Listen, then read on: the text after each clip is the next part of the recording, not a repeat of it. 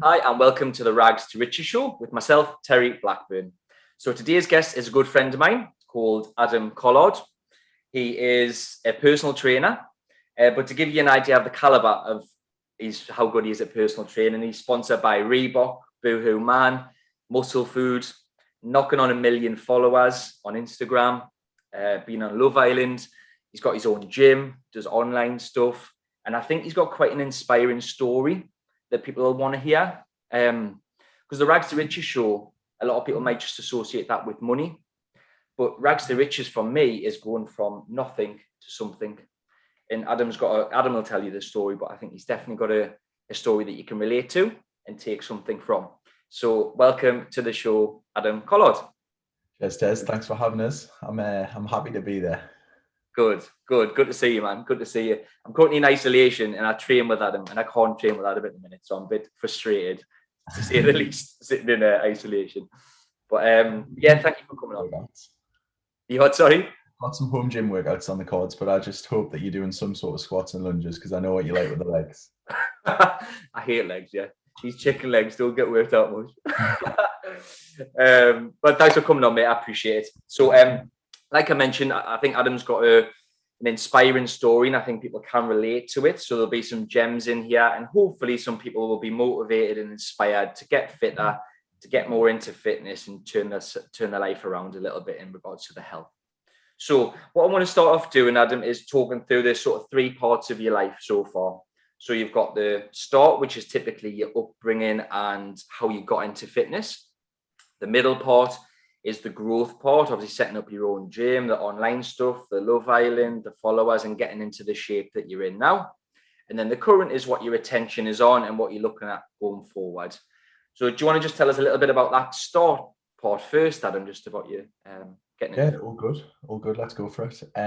So I suppose start from my personal journey first anyway, from like my fitness journey, why I wanted to get into it. I was normal kid, sort of going to school, having a good time, trying to do all them things, being good in school, classes, all of that stuff. But I had a bit of I hate when people come on like these type of things, podcasts and Instagram and YouTube videos, and have a proper sob story. You see it all the time, but like, you know, like I always say this, like if you're the kid that wears glasses, you're going to get picked on for wearing glasses. If you're the ginger kid, you're going to get picked on for being ginger. If you're the fatter kid compared to other people, you're going to get picked on for being the fatter kid. So that was me.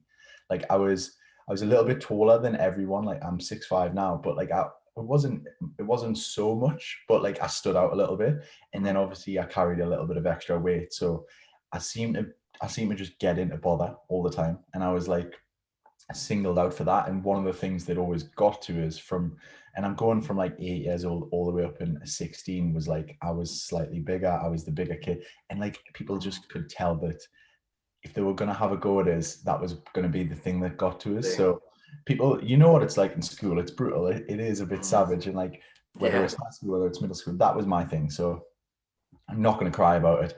I'm sure people have got way harder stories than me and stuff like that. But essentially, it was a bit of like negative reinforcement that got me into being like, I think I got to the age of about 15, maybe 14, 15. I went to my first boxer size weight loss class.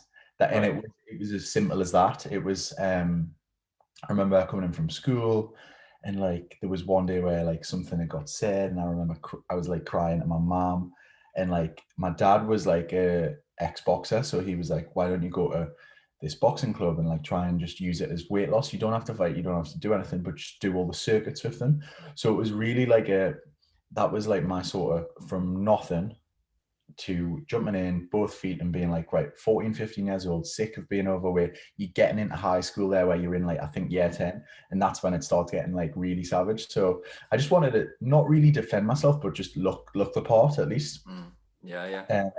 So had about a year and a half of solely trying to just lose weight. And I had like a pretty bad relationship with food. Like I would like starve myself, then binge, and then repeat, because you don't really know as a kid, like compared to my education on nutrition now, what to sort of do.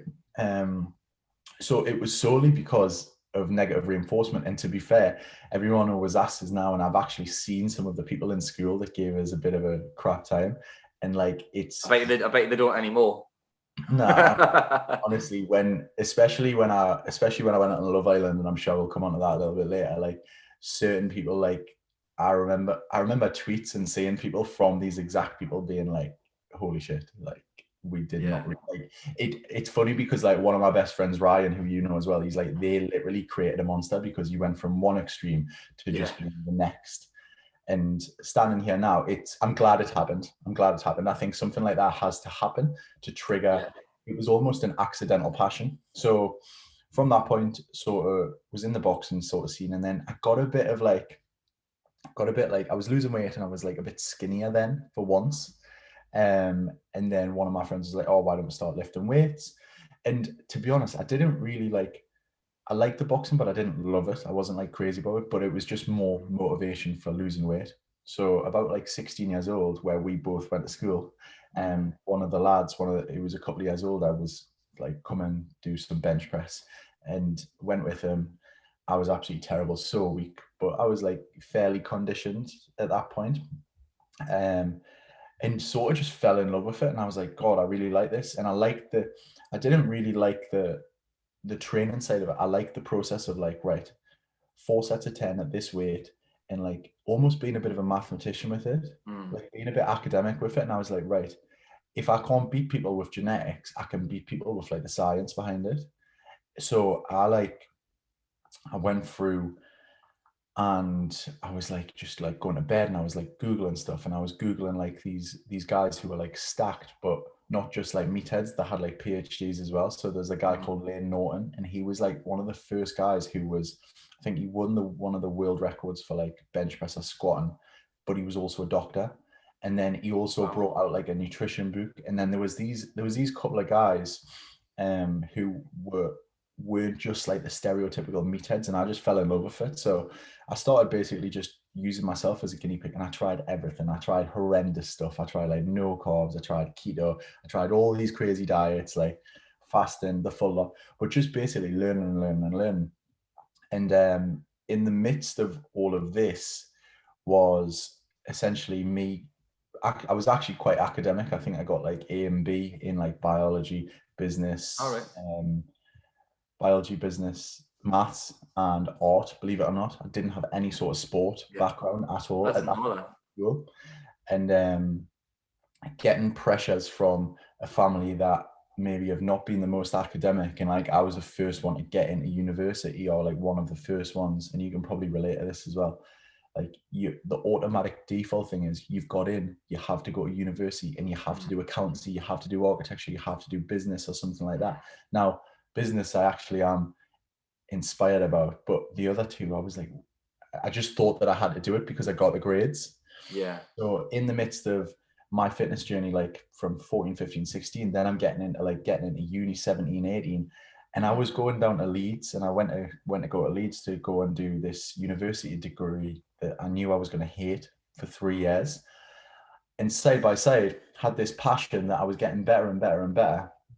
And people were starting to like sort of take notice, like people like you and people like in the older years at school were being like, God, like we should just pay him on the side and like get him a trainer. And I didn't have a clue. I didn't know you needed a qualification for it. Didn't know you needed like PT insurance or anything like that. And I just started taking cash off like these 2 old blokes in the gym, and they were just like, just come and train me on your free periods in sixth form. So obviously giving an 18-year-old like 120 quid a week when he's used to working £7 an hour in like a stupid like retail store or like a waitering job or something like that. I was like, so I'm making this much money in 3 hours instead. And obviously then I'm going to go and force myself to be a student and live off nothing for 3 years. And obviously I actually went down to Leeds for a month, and I remember like ringing my dad and being like, I'm going to sack this off, and I'm just going to come back up and try and start a PT business and find out about it. And that was pretty much it. The rest was history. Came up to Northumbria University and came and did like a really intense 3 month. I think it was every weekend for 3 months. You had to be in Saturday and Sunday. Did the PT qualification, got the legitimate stuff. And obviously at that point as well, I'd made a bit of a mad transformation. I went from being like the overweight kid at school to being like 6'5", 100 kilos, 10% body fat. And everyone was like, Like, Who is this guy? Yeah. yeah, they were just a bit like, oh, I was making a little bit of noise. And obviously at the same time as that, amongst all of that, it's the first time I've ever been let into nightclubs. And you just like, the first time that happens, you know what it's like, you're like into girls, you're into, you want to just go out constantly, don't you? So Yeah, obviously yeah. starting a business, I'm mingling with loads of people. I look completely different. So people didn't even notice as before. They thought I was just a completely new person, even though I'd always been around there. Mm. And then like I started just picking up clients for fun. So that's how the business started. And I remember I had a boot camp of like God knows how many people in like Darris Hall Pont, and then started going and working in one of the gym groups, which is just basically like pure gym. Yeah. That was Guys, it. I just want to pick up a couple of things that you said there, because I think people can definitely relate to a few things that you said there. One of the first things you said was about like the adversity. So you felt like it created a monster, as in you were this kid who was a little bit overweight, a little bit picked on, and all of that. You know, that maybe spurred you on. Do you feel that when you first started training, that was like in the back, this is why you were doing it? It was like, because I need to change who I am, because I want to stop the adversity, getting all the shit. That kind of spurred you on, by the sounds of it, massively. Is that fair to say? I think it's, yeah, it was, I've got to say, like, I think I've still got a little bit of it. There's a tiny, I was just about to ask, is it still there? Because a lot of people have similar things like that throughout their life. I spoke about this with obviously my girlfriend Josie the other day, and she was like, "You are like a bit nuts because of the way you got treated. Because like you still, even at this point, even like now that you've made it, you look like the way everyone wants to look and stuff like this. She's like, you're still mental. Like that, I've never seen anyone so motivated to train, and like I just do it, and it's just because I think that those negative like situations that I was put in then have made me have constant motivation. Definitely, it's got you've ignited the fire, and I think once you act in that way for a certain amount of time, it just becomes part of you, doesn't it? Now you're probably just, it's not like, oh, I need to get motivated to train today. I know what you like. You train bloody twice a day and 7 days off the time. Like it's not motivation. It's just part of you now, isn't it? Do you know what it is? It's very similar. And I think I've heard you say it before. It's like, oh, you'll never make any money. You're from there. And like, or like with me, it'll be like, you'll never be the kid in shape. You're like that. Or like you, do you know what I mean? It's that. It's just that one sentence and it just sticks with you forever. Yeah, no, I'm completely with you. And like you say, I was told, don't set up a business, don't do sales, don't do all this. And you're right, you get a bit of a chip on your shoulder, don't you? And you think, you know what, I'm going to prove all he is wrong. But if you keep trying to prove people wrong for long enough, you can't stop. Like you've got that momentum like you have now, you're just going to continue and continue. I think that's really relatable, because I'm sure the people listening and watching would have had some form of adversity in their life. A couple of other things I picked up on what you said. You said you got a little bit obsessed, or you were studying these, you know, the bodybuilders but they were also doctors. Do you still feel that it was maybe that adversity that pushed you into it? You got a little bit obsessed, and then is the obsession there as well? Are you still researching all the different techniques and nutrition plans? Are you still doing that now? So I mean, this is not like my girlfriend again. I'm going to use her example. She hates us at night because when we go to bed, I'll put YouTube on and I will watch certain things from people that I sort of respect. And for example, last night I went and watched a 25-minute video on this guy who was in the CrossFit Games, and he trains a little bit weird. He's called like The Scientist. Sat there and watched that. Like I'm not watching Netflix and watching stuff like that.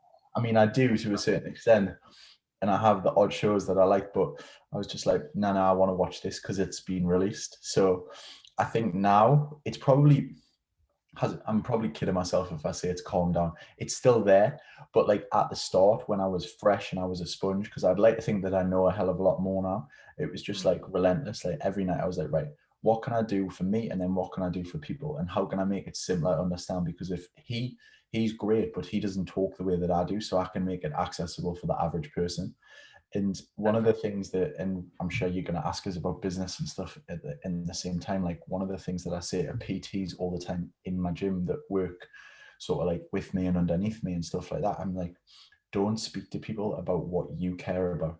Like, as in, you want to walk on your hands and you want to do a 140 kilogram deadlift. Like Joanne, who owns the 10 hairdressers in Newcastle, who's got all the money, She wants to just lose 5 pounds. So talk to her about things that are going to help her lose 5 pounds. Yes, you might want her to do that to get there, but you don't have to tell her that. Talk to her about the things that she's going to relate to, things that are going to click in her head.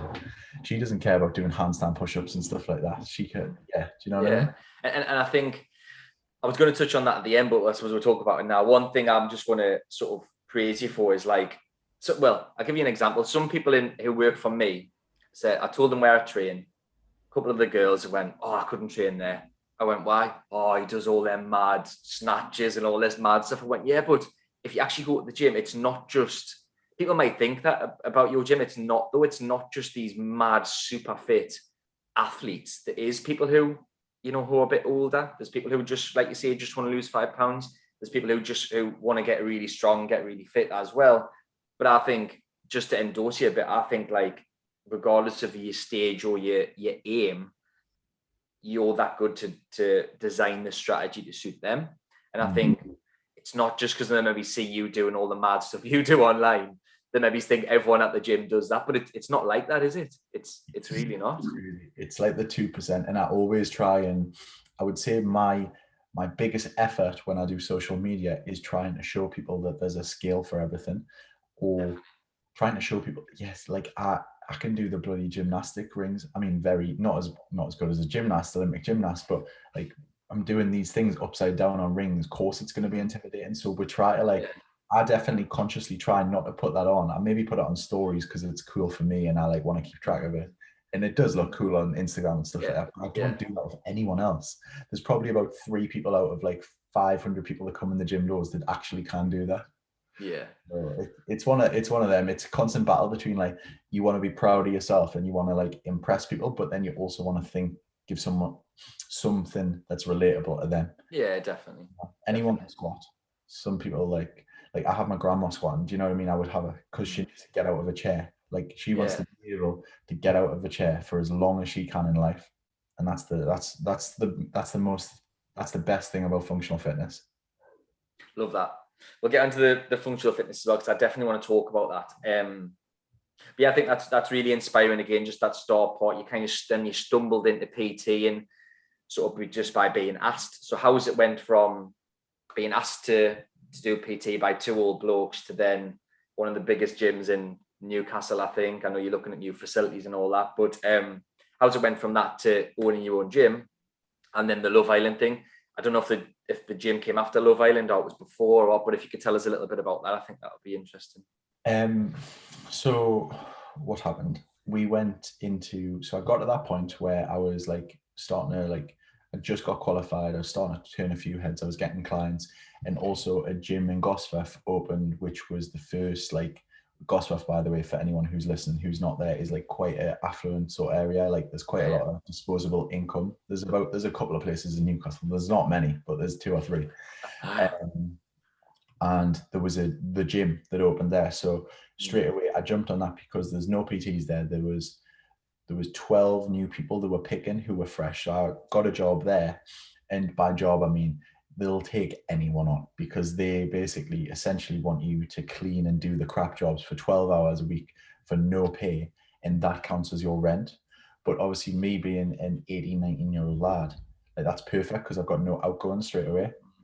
So went there and started taking all my clients and taking all the people who had been texting us and been messaging us and all of that stuff, saying oh, I want to train with you. So eventually have a base, I have a venue to do that at. And there was 12 to maybe 15 PTs, and I didn't really appreciate it at the time, but now looking back at it, I was doing so much more than them. I had my prices weren't exactly what they are now, but I was doing at least 8 hours a day every single day for however long. And it was and I mean all of them 8 hours were filled with one-to-one PTs, which are an hour long. And some of the days I was doing 10s and 12s and stuff like that. It was crazy. There was some days where I was resting on purpose because I had to, because I just was doing that many steps on the gym floor. And I didn't really realize, but there was just a conveyor belt of PTs that were coming around us because people were trying it, failing, and not really having the gift of the gab, not being able to speak to people, not being able to train people, not the PT course, right? The PT qualification, it's getting a little anybody can do that pretty much, can't they? Which is a bit of Mate, I would put 20 quid on you taking the test now and passing it. Like that's how that, and you know what I mean? And anybody can do it, yeah. Me for help, you know? And I have a very good idea that you would still have a go. And that, first of all, that's not good, because it's not good enough for me, for someone who now looks for staff, because anyone can do it. But the reason I was ahead of the game is because I spent all the nights in bed, like once I was in at 9 o'clock watching YouTube videos on my phone from them guys. So I actually knew what was going to work. It wasn't just, I didn't just have the piece of paper. So anyway, built up a massive client base, and then moved to a semi-private facility, which was called Aurora Athletic. And that was basically the jump for me, because it was a little bit more in town. It was a little bit more central. And for once I could free up 12 hours because I could pay a monthly rate of rent, and I could justify it because I had like 45 plus clients a week, or hours, or whatever you want to call it.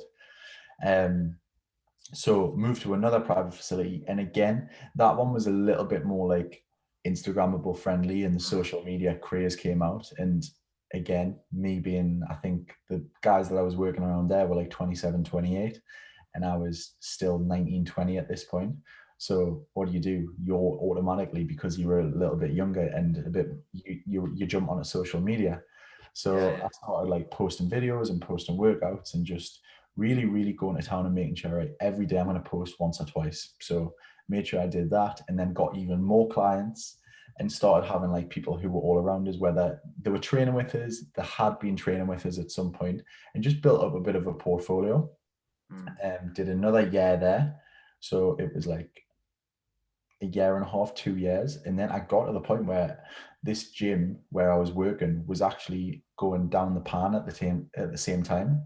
I remember like being there and thinking, like, where is everyone? I was obviously paying my rent out of like 5 different PTs, which were doing the same, but they obviously weren't doing that many clients. And I was just conveyor belt, like more and more PTs.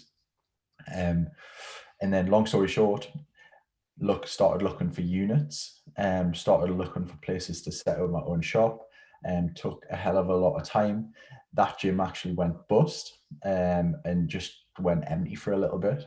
And I actually had to try and move back to the gym that I was before. Oh shit. And then eventually the unit that I was working at, that private facility, was open to let, and I went back and got it and completely ripped it out and started again. And is that where Sculpt is now? That's where Sculpt is now. All right. Oh, class. So the unit was empty. The unit, or like next to empty, it still had some of the stuff that was left from the last place. It was like a shell, you know, like it was a real industrial unit. Like white breeze blocks as walls. You'll know what I mean, doing houses. It was literally breeze blocks. So, and you'll see if you want to look at the gym now, like what it looks like. We just ripped it out, started again, put a second floor on, got all of the best equipment, and started the gym. So started the gym in April 2018. No, we started the gym in January 2018. Kicked it off there, and then I PT'd, and then funny enough, in April 18, got my first call for Love Island. And also it was that close together. I didn't know that. Crazy. So I think the gym was open for 4 months. And then, the gym was open for 4 months. And then I was like, I can't do this. I've just opened a business. Like, I just don't know what's going to happen. Like, I might be away for ages. At this point, I had 2 friends that were sort of in as PTs, who were like working with us and doing the whole PT rent thing with me, which was good. So I had 2 there. And then it was a hard one, because I was like, then it got to like 6 months, and like, it was like, right, if you go on Love Island, you have to go on now. Like, you have to make a decision. And it was one of them things where I was like, right, I can either this could either kill us, because I'm going to leave the gym and we might lose clients in the meantime, and it might flop because I might do nothing on the show, or it'll either blow us up, I'll have loads of followers, and then in the long term, we might get Sculpt online. So I was always forever, like, even though I'd only set up a business and it was still in its first year, and I think the day that I ended up going on, it was like July, so it was like just hit 7 months or something like that. But I ended up going on then for nearly 12 weeks. And at that point, it was a constant risk. I was like, you can't do this in your first year of business. You can't leave the business. And to be fair, I'd probably worked 7 days a week in that place for however, since the day we opened. But then I just thought, I've just got a feeling that it could really pay off. So then went on Love Island, and then that was it. But the gym was open first. And then I didn't know that. I think, again, there's some things in there that people can take from what you just said. I think taking risks, it's always, obviously, risks are risks, aren't they? They could have easily went the other way, couldn't it? But I believe, anyway, in business and in life, luck, fortune's the brave. And I think sometimes you have to take risks. And sometimes you just said it as well, that trust your gut, your intuition, isn't it? If your gut's telling you this is the right thing to do, and obviously look what happened, it clearly was the right thing to do. I think that's fair to say. But yeah, I think that people can take from that. Sometimes taking risks get you to where you want to be, and your gut feeling can, for me anyway, certainly a lot of the time it's right. Yeah, it was one of the only things. It's funny as well. Obviously, I would say, like, I look up to my dad a lot because he's been quite successful in business and stuff like that. And it's the first time we've ever argued like really bad about. He was like, don't go on that. You can't leave your business. It's the first year of business. It's like the unwritten rule. You just don't do it. Yeah. But he didn't he's never got an Instagram account. He doesn't understand followers. He doesn't understand this. And like, it's the first argument we've ever had where after me coming back and him seeing it, he was like, you were actually right. Was that a good feeling? You were like, proved you wrong. It was first time where like he's like, it's funny. It's, you know what it's like. Dads are always right. It's coming from a protective place, though, isn't it? My parents and my grandparents told me not to do self-employed sales when I was 19. Yeah. And I fought with them, and now half my family work for me. You know, so it would prove to be right. Same thing, isn't it? It's coming. Your dad's saying that from a protective place, isn't he? Because he wants to protect and help you. Yeah, love that. So obviously when on Love Island, things obviously boomed from there. Obviously you're following. Tell us about what it was like getting out, because like that feeling of maybe being so well known, was that a bit of a crazy feeling? What was it like day one coming out? What was that like? So one thing straight away, which will try and help you comprehend, which I've never experienced ever. So when I got my phone back, I plugged my phone in, 100% battery, pulled it out, 100% gone straight away, and battery. Charge it again, 100% battery gone. Charge it again, the third time, then my phone came on, because there was that many pings. Jesus. You've got to think, right? You've got to think, and it's so funny every year because the status is not come back, right? Everyone comes out the bloody woodworks, right? Says the best mates with you. Says everyone has a Facebook status being like, oh, supporting Adam, like I knew him loads, like he was always one of my friends. Everyone looks for like a picture, an I am VIP picture from when you were 18, 19. That 20 years ago, yeah. Yeah, do you know what I mean? Where they've like tried to be best mates with you. Like, it's just ridiculous. And then obviously on top of that came out, and the first person I rang was my dad, and I was like, what's going on? And he was like, look, he's like, you've done amazing, you've done really well, like, and you've got no idea how big this show is. He was like, yeah. There was one time where I think he was like, there was like a time on Twitter where you were trending more than Justin Bieber when you were like in the, just crazy. And he was like, you've got loads of work, you've got loads of jobs, like the gym's just fine. Like, that was one of the first things I asked. I was like, how's the gym? Like, what's happened? Is it okay? And he was like, it's not probably doing as well as what you are, but it will when you come back, because everyone's speaking about it. And I think even the gym's followers went crazy as well. But I remember like getting out of the villa, the actual villa, when you're on TV. Obviously, everything is filmed 24 hours in delay. So if I got kicked out on the Thursday night at 9 o'clock, you wouldn't see me get kicked out on the Friday at 9 o'clock.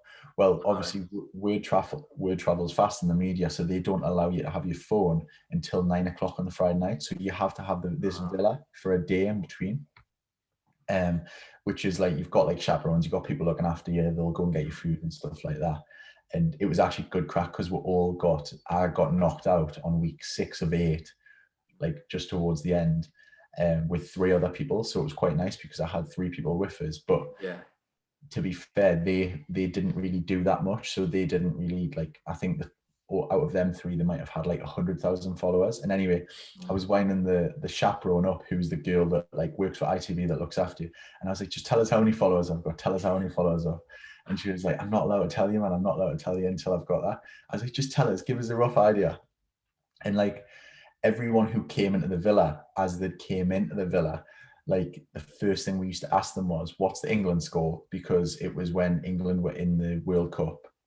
Oh, really? Not the one, actually the Euros, not the one that's just passed 2 years ago. Yeah, obviously, yeah, one that we did then. And then the second thing was, it was like, who's got the most followers out of everyone? So anyway, I came out, and this security guard, like a bouncer who was in the villa protecting everyone, left his phone unlocked on the table, like while we were all pissed and like we were all getting, because bear in mind as well, you're only allowed two drinks in Love Island, and you are essentially on holiday. So I hadn't drank per night. You're only allowed two drinks per night. Oh, really? I didn't know that. All right. You're allowed. Do you know the mini wines that you get on trains? Oh yeah. Like the 1 glass bottles.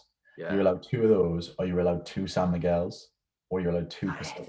So mate, like because 2 does nothing, I was just like, I'd rather not even bother. I'd rather just not even bother.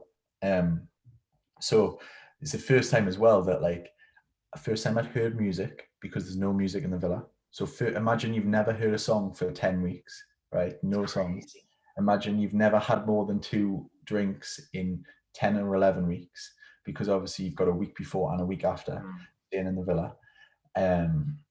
So anyway, this security guard left us, so I was like rattled, and I was like, just search myself on Instagram, and I had 550,000 followers.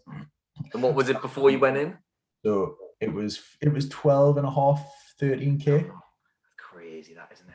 So I had 550,000 followers, and then I got my phone back 24 hours later, because I'd been kicked out 545, and I got my phone back on the Friday night, and it went to 890,000 in one day. Jesus. And that was because of the show. It was absolutely nuts. And then all of the stuff started coming. Like, I had an agent straight away who was working with us, and he was like, oh, we've got you like a nightclub appearance. He was like, you've smashed it really, because you're classed as like the bad boy, so you've got the most nightclub appearances out of anyone. Where I was like, what? I was a bit stressed. I was like, what do you mean bad boy? Is that bad? And he was like, no, basically he was like, you're the lad that has like messed about a few girls like by accident, whatever. Nobody really knows it anyway, but like that's good, because like none of the nice lads get the nightclub PAs anyway. Yeah. So he was like, I was like, what do you mean a few nights? And he was like, well, we've got you 135 nights in nightclubs straight off the bounce. So you start on Monday, and it was Thursday. So I had 4 days to go home, try and see my family, try and see people, go on Caroline Flack's Sunday night show on ITV Aftersun. And then on Monday, the first nightclub appearance, we went at midday, and we did a pool party in Marbella, which I got paid for, to be there for 1 hour, and then got flew straight into Peterborough in a private sort of like Mercedes black car all the way to the airport private. Do you know what I mean? And then going straight in. But was that not just like, you have to like almost pinch yourself a little bit, thinking like, what has my life become? It must just be a crazy, and I bet you there's very, very few people have ever even experienced anything like that. Is it just, did you even know what was going on? Did you like it? Did you just run with it because it was happening? Did you, like, what was it like? I think me being me, and I think you would be the same. If it depends what type of person you are. I can understand why people struggle with it, but like me, I sort of like bounced off it and reveled in it a little bit, and I was like, I'm gonna maximize this for like the most I can, and sort of like use it for all I can for like as long as it lasts, and then once it settles down a little bit. And to be fair, like walking around town now, like there's a few, it's mainly kids, and it's mainly people who are like 3 years younger than me. Like they'll still take the odd photo with us, like it happens now, but nothing compared to what it was at the start.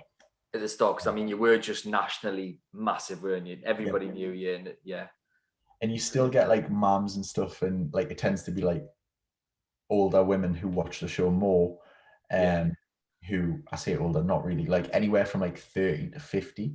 And then if it's not 30 to 50-year-old women, it's like kids. And like you'll get the odd comments, and you'll get the odd, like, people speak to us, and I know they sort of know now, but they sort of just leave us because it's been like a couple of years now. But like at the start, like you could just do nothing essentially. It's crazy. It must be a crazy feeling, that. So you got back, Gym was booming. Gym's still doing really well. Following went up hugely. Got all these sponsorship deals as well, which is amazing. So if we look at the current now, so if we look at where you're at now in business and the stage in your life, what is your sort of attention on? Because I know you do, obviously you've got the sponsorships and you've got the online stuff as well. So what are you looking at right now and going forward in terms of your world, your industry? So I try to keep everything separate, as in the businesses separate, to try and make sure that I think when you've got a couple, you can always get into the bad habit of one carrying another, whereas I want all of them to do well. So like I treat myself as a different entity. So like anything that is me is like individually me. So that's like Nocco, that's Reebok, that's Boohoo Man, that's Musclefood, and that's essentially that's the influencer. I hate that word, but like that's the stereotypical Love Island Adam. So that's like that part of me. The second part of me would be the gym, which is obviously be my baby. That's actually what, to be honest, when people think that I'm thick because I've been on Love Island, that's actually what I'm good at. You know, you're definitely not thick, just to sort that one out. Yeah, you're not. But like it is a bit of a stereotype. But that's everyone on Love Island comes out of the Love Island and like thinks they're a fitness expert, which does my head in, by the way, because like when I was in, there was like me and Frankie Foster and maybe one other person who could like actually train. The rest of them just, anyway, everyone does a plan. Full of shit, to be quite honest. Like I had a gym, I did this for years. I worked for Reebok, I worked in CrossFit. Anyway, so the second business would be the gym, which is doing really well. And it's at a point now where for the first time, like I wouldn't say it's running itself, because you've always got to be on the ball. You've always got to be hovering around, because people have a lot more motivation when you're still there. But true. The gym's doing well, and we're actually now at the point where we're looking for a second facility to try and make it a little bit more public. And I think one thing that I would love to do, this is going big, but at the same time, this is what I've always done, look forward, is like I would love to franchise it if I could and roll it out and show people how to do it. And the third thing is Adam Collard Fitness Online, which is essentially sculpting all the stuff we do in the gym, but on an online app, on an online program software. And that's something I would say that's where my main focus is now, because at the end of the day, like when I was on the gym floor, realistically, if you're a heavy hitter, you can only do 12 hours and you hit 12 people. Maybe some of them got pairs or couples, but like the online is limitless. So I think right now we've got anywhere from 200 and it hovers around, but like anywhere from 230 to 280 people on an online subscription, which is like a pay per monthly thing. And then a few higher ticket clients who are online and basically trust in the sculpt process. But for that, class. Love that. I love that you're forward thinking as well. I don't know this accurately, but from the outside looking in, there's a lot of people who've been on Love Island to get the followers, probably make a few quid, and then they dwindle off. They either haven't invested the money, or they maybe spent it all or done whatever with it. You seem to have your head screwed on and you've invested it. You already had something before Love Island, which I think is important. And that's only just helped that grow, hasn't it? And you're clearly obsessed, you're clearly passionate, and you're clearly good at what you do. And when you add money to that and a status to that, it only flourishes, doesn't it? I think, which is great to see, man. You deserve it. And I think, the franchise thing, if you put your mind to it, there's no reason why not, is there? For your type of, I was going to talk, I've got a couple of specific questions, but just on the type of training that you do, because it's not quite bodybuilding, is it? It's not quite CrossFit. It's like a mixture. Is that fair to say? Yeah. So we essentially call it like fit building, or like functional fitness, whatever you want to call it.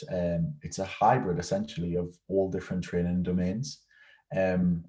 So obviously going back to when we're talking about my journey and stuff like that, throughout these years of me trying different things and training different ways, I went through little phases of like, right, I was like speaking to the best person who was a powerlifter, and I was like basically trying to steal ideas from them. And then and this is business, isn't it? You've got to go somewhere and get a bit of inspiration before you try and make something.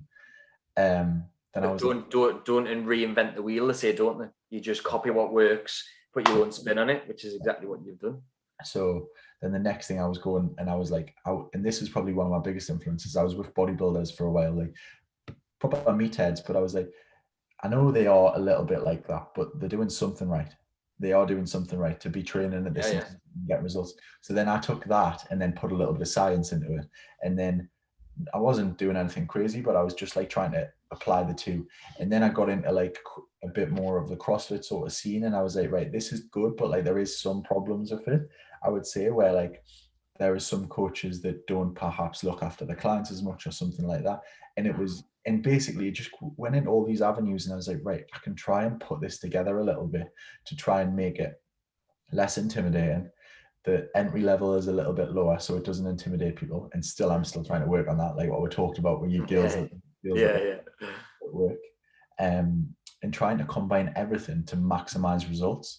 So I would say every person and every client that comes into Sculpt now, whether it be online or whether it be in the gym, we can look at them and without like trying to tell them too much, we can either be like, right, that person's a little bit skinnier. Let's push them towards those types of classes and those types of trainings. That person's a little bit overweight. Let's try and like let them do what they enjoy. But then if they start like slacking on that class, let's try and push them a little bit into that way so they get the maximum results, because we know what's coming. We know what the programming is. And basically you've got all these tools at your disposal. And it's really weird, the fitness industry. And I think this is one of the main problems. And like I have no qualms in like holding my hands up and saying like I do a little bit of everything. Like bodybuilders hate CrossFitters and CrossFitters hate bodybuilders. Yeah. But like both of them could help each other. And then you've got powerlifters and you've got strength trainers and like they hate each other. And then all of them are like, it's like cults. It's really weird. It's like you've taken someone from school who like maybe like had a rough time and then they've been part of something. So then they get really obsessed about this one thing. Whereas those could actually help from a little bit of teaching from them, and those could help from a little bit of that. So essentially what you're doing is you're putting it all together and getting the best product. Yeah, I love that. And there'll definitely be people listening who maybe have been at the gym, they do one type of training, normally with blokes, it's weights, isn't it? They do the same weight training for years and years and years, the plateau, but then they're not very flexible. I love the word functional. Yeah. That is exactly what I look at what you do is. And I've trained obviously at gyms for years, had different PTs, same shit all the time, weightlifting, a little bit of cardio. But then with you, I was training in your garage at the start, didn't we? And you like beasted us, and I was like pissing a sweat. But then after like a month or so, like I felt more flexible, more loose, more, I don't know, just light on my feet and everything, but I was gaining muscle and losing fat at the same time. And I think the word hybrid is perfect as well, because it is a combination of everything. Why be the bodybuilder who's muscly, who can't run and is dead inflexible and stiff?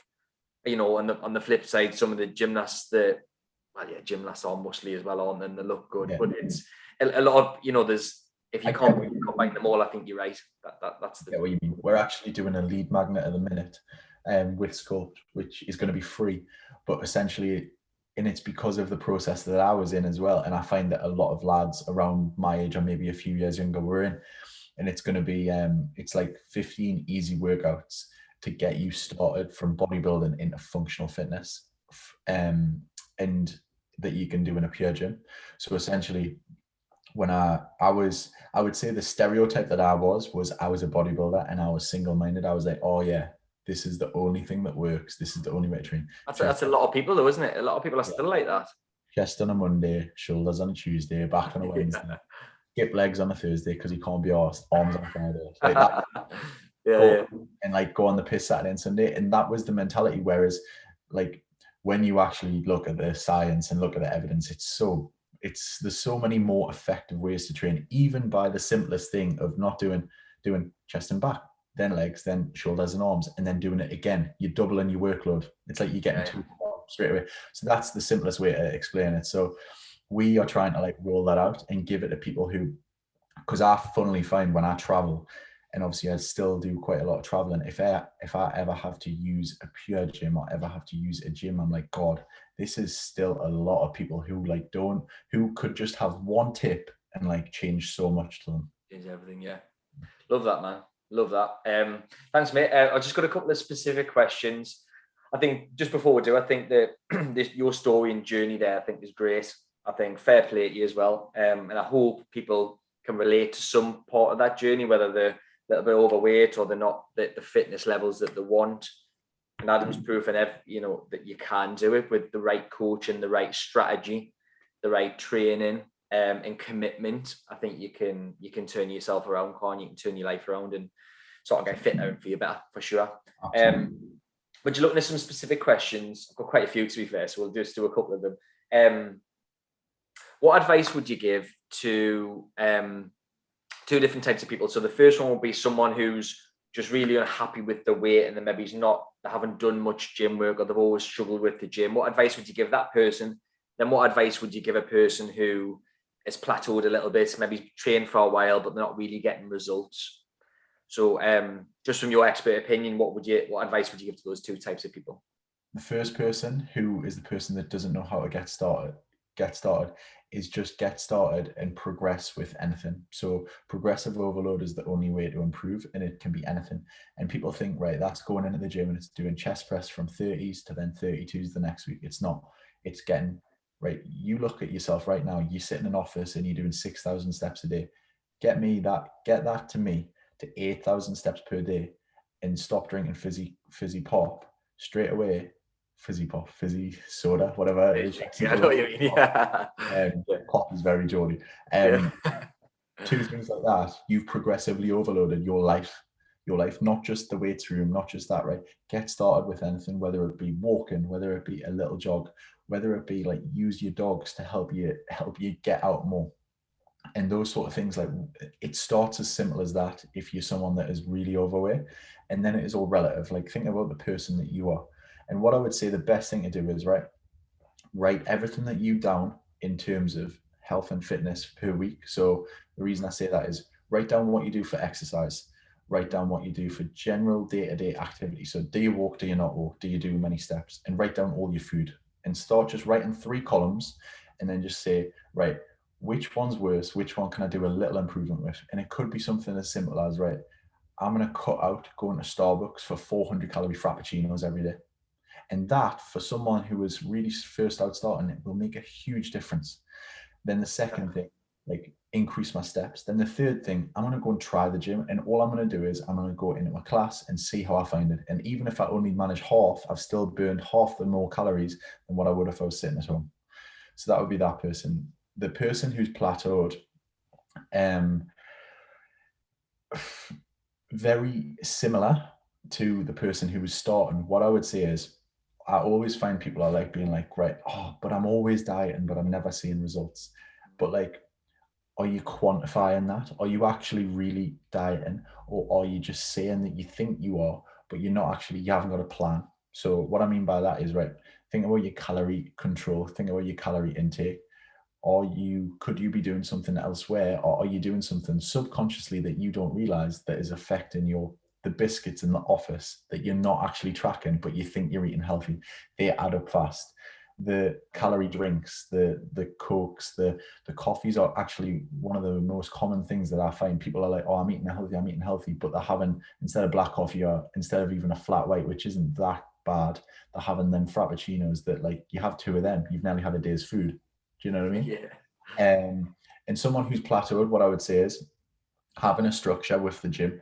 So not going in and thinking, I'm just going to walk in and make stuff up when I go there. Like, what is it like when you come to me? I have something written on the whiteboard, or like I have something there when I'm like, right, the goal today is to do this, this, and this, and then see how hard we can do this circuit. And just by having a goal, just by having a list, just by planning things in business, the same as that, you will go in with you will have much more of an intensity than if you were just making it up on the spot, because you'll not sit there between. Love that. A couple of things again, I just want to extract from what you said. There's I talk about this a lot with my team in business, and it definitely applies to fitness as well. It's something called the Kaizen Principle. So the Kaizen Principle is about incremental improvement, as in little steps or little bricks, we call it. You can't just build a castle, or you can't just go from fat to skinny. You can't, brick by brick. If you lay a brick every single day, you'll eventually have a castle. of you slowly start to cut your calories down and do more exercise, more steps, you'll eventually get to where you want to be. But I think too many people think it can happen like that. They think there's a magic pill, don't they, where you're fat and all of a sudden you have the pill and then you look like Adam Collard. It doesn't work like that.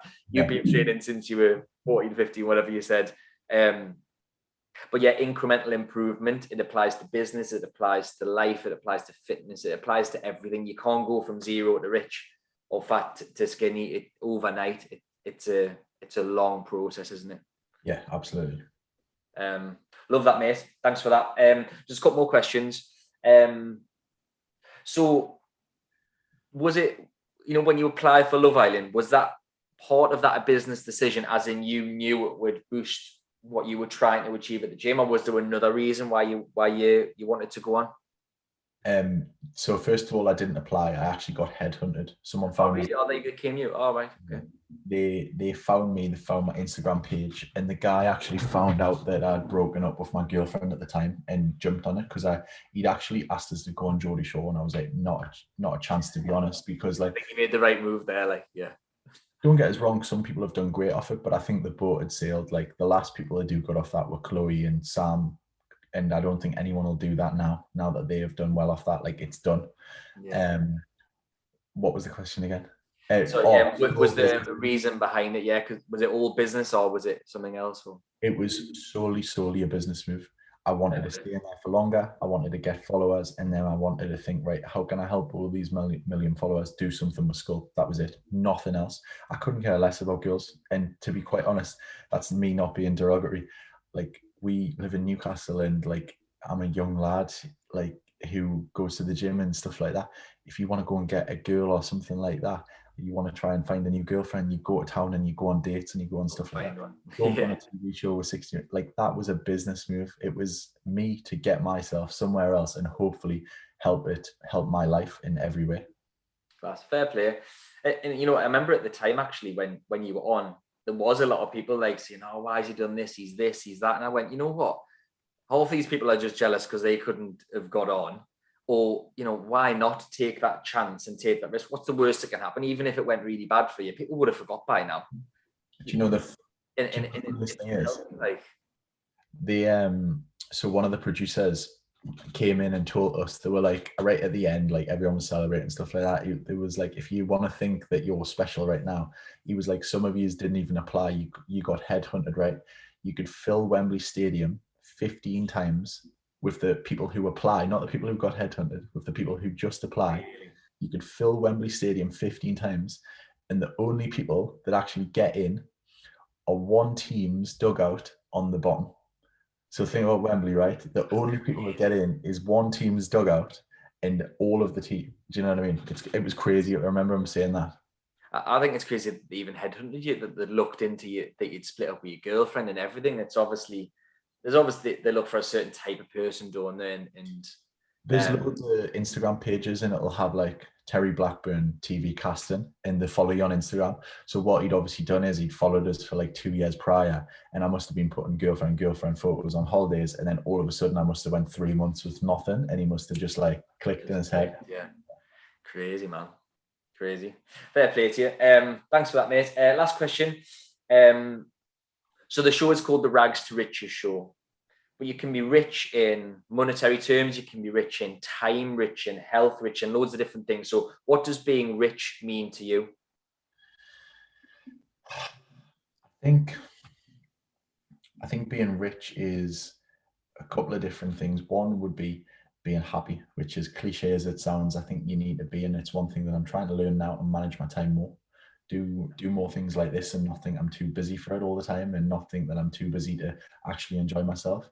And then the second thing would be a bit more of an income sort of situation. I don't want to ever have to worry about like not being able to go somewhere on holiday, like as if I can't get somewhere. I don't want to worry about like simple things like, oh, I can't eat out at that restaurant because I need to save money. Like I've never really had to worry about that since I started in the PT game, and I really went for it. I would say that's one thing that has been like a blessing to me. I've never really had to think like, I can't afford to go out and eat. I can't afford to go out with my friends this time. Whereas like that is, I'm sure you've been in the same boat. Like you've text people and they can't do that. Like quite often I can do spontaneous things and not really have to worry. And to be fair, I would say that's being rich to me. I don't really need anything more than that. Love that. Like when people go to these fancy restaurants and they get the chicken. Who gets the chicken? Get the steak. Oh, it's 30 quid. Get the steak. Like, but no, I love that, mate. And I relate to that as well, because some people just think it's purely about money, but money by itself, if you have no health, no friends, no partner, no family, money doesn't matter at that point, does it? But if you've got friends, family, partner, and your health, you add money to that. It makes these parts better because you can do these nice things. But solely money alone doesn't make you happy. But it's certainly, I think I'm definitely happier that I've got a few quid than if I was skint. I think I'd be happier. If that makes sense. I absolutely agree. And I think anyone that tries to not say that is full of shit. And the skint. The people that say money doesn't matter how skint normally are. Love that, Adam. Thank you so much. If people want to reach out to you, so if people want to join Sculpt, they want to do your online stuff, they want to just reach out to you for advice or whatever, what's the best way for people to find you? So if you want to join the gym in Newcastle, and I promise you I will not make you do any handstand push-ups or ring stuff, you can go on Instagram, and it is at Sculpt, SCULPT_. It's also in my Instagram bio. My Instagram bio is just at Adam Collard. All of the online stuff tends to be through both of those. So like Adam Collard, you can just go in the link on my bio, and it's adamcollardfitness.com. We do a 7-day free trial pretty much all year round for any of the online training programs. So whether you are the functional fitness program, whether it's male fat loss, male bulking up, or on the flip side, female fat loss, female tone and build, you can do any of the programs for free for 7 days, get a little bit of an idea. And it directly does, believe it or not, still come to my phone. I have people working for us, but it still does. Every single message comes to my phone, and we spend maybe an hour block a day replying to people. So it is as close as you can get to me personal training you from wherever you are in the world. Love that. And apart from that, yeah, you can follow us on Instagram, and I'll do some crazy stuff. I'll do some more normal stuff, and I will pretty much be there in half of my clothing.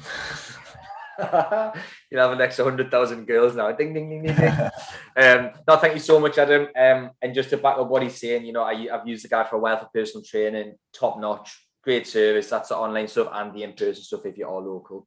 So get in touch with him, top bloke. Thank you, Adam. Have a great rest of your day. Thanks for having us.